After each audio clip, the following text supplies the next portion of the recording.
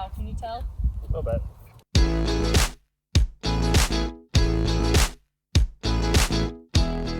Hello everyone, welcome back to my channel. My name is Shay, this is Sage, and today we're just gonna go over some beginner showmanship tips for you guys. Are we gonna yawn through this whole video again? Showmanship is one of my favorite events. It might seem like something that's super boring to people, but to me, it really is the groundwork for riding.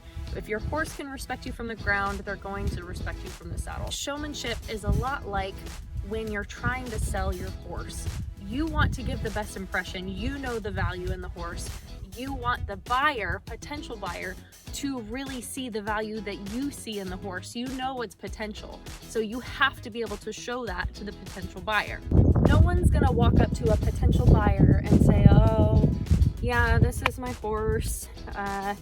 She's kind of dirty right now. She does things okay. No one's gonna say that. They wanna see a horse that you really believe in, and it's the same thing that a judge is looking for. A judge wants to see a confident handler and a horse with their ears up. She's being a great example right now. They wanna see a well put together team. They wanna see how well you can show off your horse. That is your job as the handler in a showmanship class. Keep in mind, this is not how I would walk into a showmanship class. Today, I'm just going through verbally what I would probably do for a showmanship class, how I would kind of get myself those little extra bonus points with the judge. But I do want to go through a video on real showing cleanliness, what that means to me and what I think it should mean to a lot of people that show. When it comes to a lot of the 4-H or open shows or equestrian team events that I've gone to, I've seen quite a few horses that with just little tweaks probably could have placed a little bit better with just clipping around the muzzle or really grooming the extra stains off, giving them a bath the day of. Those little things can give just that much better of an impression to your judge and give you that edge that a competitor doesn't necessarily have.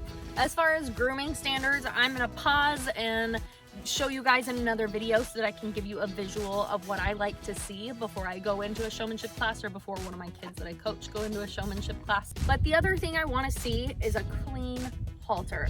It doesn't have to be a show halter. Typically, a nice clean leather halter or a show halter is going to look better than a nylon.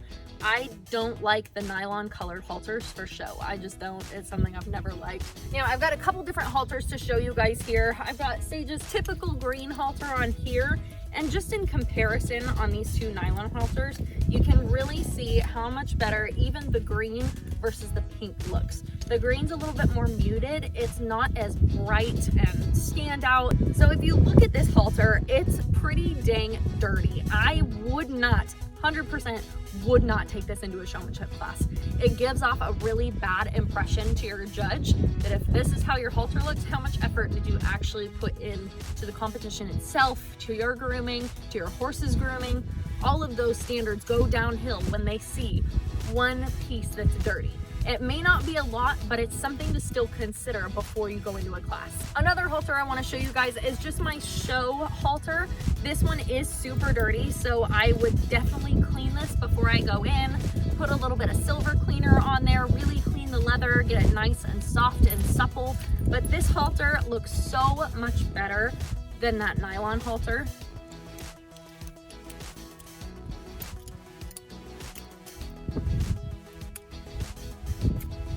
Here we have the show halter on Sage. I went ahead and put it on just to show you guys. To me, it looks so much better. You guys don't have to have a brand new, sparkling, gorgeous new show halter to be able to compete and still do well. Using things like a plain leather halter, no silver or anything, will help. If you can keep that really clean, get it nice and shiny before you go into an event, it looks so much better. This here is a stud chain. This chain goes across the nose, up the side, and latches on this hoop over here. Stud chains are never a requirement. I just have one on because this lead rope in specific does not detach from the stud chain. So what we could do instead, it would attach down below.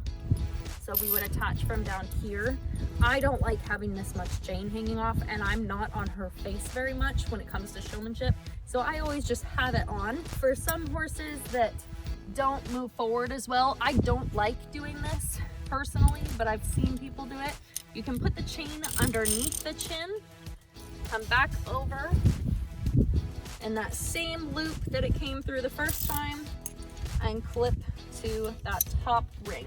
So you guys can see here, this chain comes down here, the latch is always out, comes down here underneath the chin, and you've got a little bit of wiggle room with that chain. To me, I don't like doing it that way. When I've seen too much contact under the chin, obviously it can do some damage, but really my main issue with it is anytime that chain touches the horse's chin, it could easily just throw its head up in the air, and that is not attractive to a judge.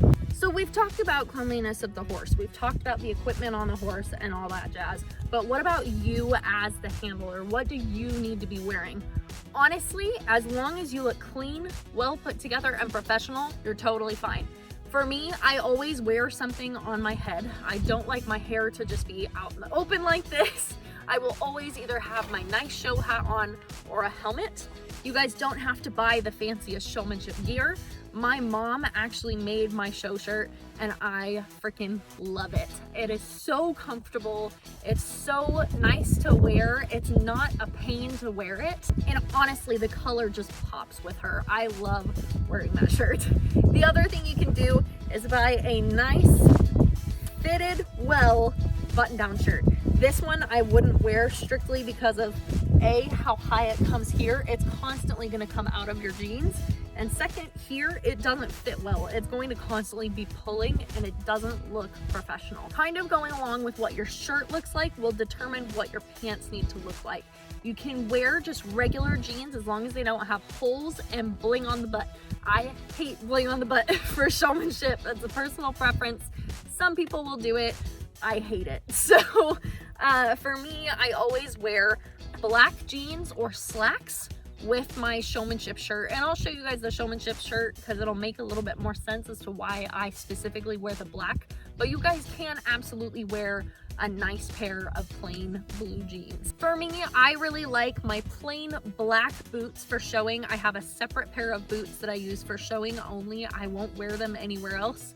I also have a pair of boots for line dancing, but that's a whole other topic. You can wear either black, brown, or tan boots as far as showing goes. I don't like ones with patterns or fun colors up the calf of the boot. I think they look really unprofessional. I would much rather see just a black or brown boot. As far as belts go, I've obviously got my buckle and my show belt. It's old show belt. It's definitely losing quite a few pieces. As far as belts go, obviously I've got my big buckle and my show belt on. I do have a green show belt. It's a little bit more blingy, but it matches with that shirt much better than this one would. The other thing that I will do when it comes to any competitive classes, I will wear black gloves. I think it looks so much nicer when your hands are covered. You won't see any rings, any chipped nail polish, anything like that. All right, so before Sage falls asleep here, or before she starts eating all the grass, we're gonna get started with actually doing some showmanship now. This clip here, you can see a very insecure handler. I'm not looking at my judge. I'm holding the leader up in one hand and kind of dragging Sage behind me. Sage started eating here because she had no idea what I was doing. So I have to do this. Here I kind of face my horse. I'm again not looking at my judge and I'm trying to get her to set, and it's just way too much movement. I've seen this before with kids that are trying to get their horse to set or to stop. It's just way too much movement. And you can see Sage is so confused. Now I'm going to start to ask her to back up, and I actually push on her here. She's so confused, but I've seen people do this too. You really shouldn't be touching your horse. I didn't acknowledge my judge before I left. Here you guys can see I'm set up much better. I'm confident, smiling at my judge and looking straight forward. Sage is walking up next to me. Here we're going to settle into a nice quiet stop, and the setup is very quick. Really, with any setup, you want to do it within 3 seconds, get what you can, and move on. For this backup, she stays pretty straight. I do think she's sore, so that's why she's going crooked, but I'm very gentle pressure. Here I'm just backing Sage up in a side view so you guys can see where my hand is. It stays very quiet and I'm just walking straight into her. Here I'm walking up for an inspection. I am going to show you guys that she moves only 2 feet. She moves that front left and back right, and that's it. She does the same thing in the next clip as well. Really, when it comes to an inspection, you want to get it done quickly.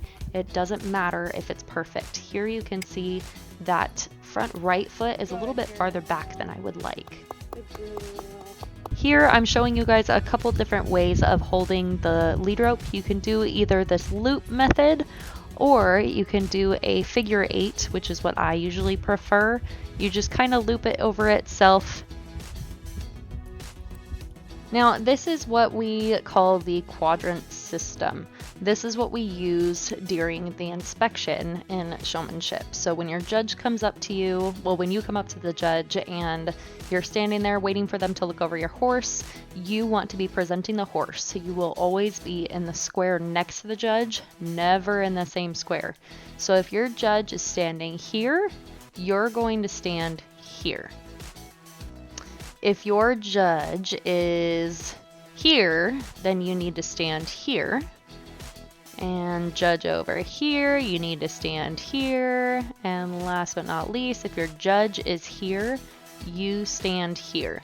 Never, ever, ever should you be in the same square. Never, ever, ever should you be in the opposite square. So if your judge is over here and you're standing over here, that's incorrect.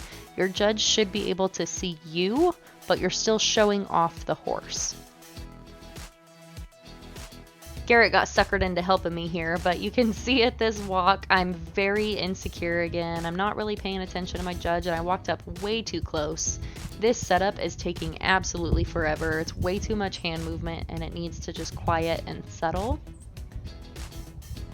My hands are down way low instead of actually presenting the horse. I missed my switch to the other quadrant, and here my transition was super choppy. You guys will see what I mean in the next clip. Here I'm not even pointing towards her shoulders. I'm very hesitant to switch instead of just making that commitment and going. You can see here I didn't really know what to do. I kind of hesitated going back over instead of just committing to it. Here's the more correct version. I'm doing very quick transitions. It's 3 steps, boom, boom, boom. I'm gonna cross over right when my judge does. And here I crossed just a little bit early, just before the withers.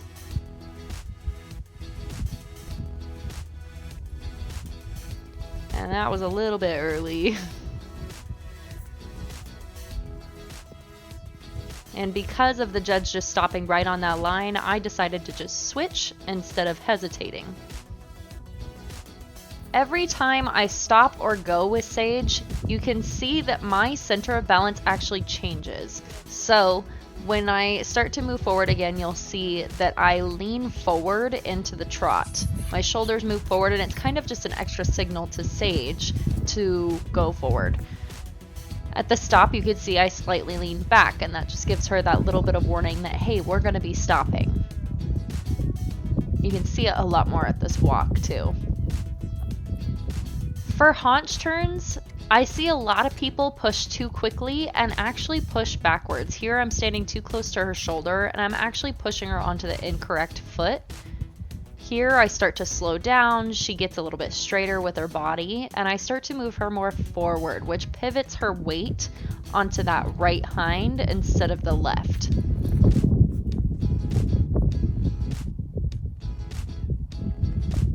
Very rarely they will have you do a pulling towards you haunch turn.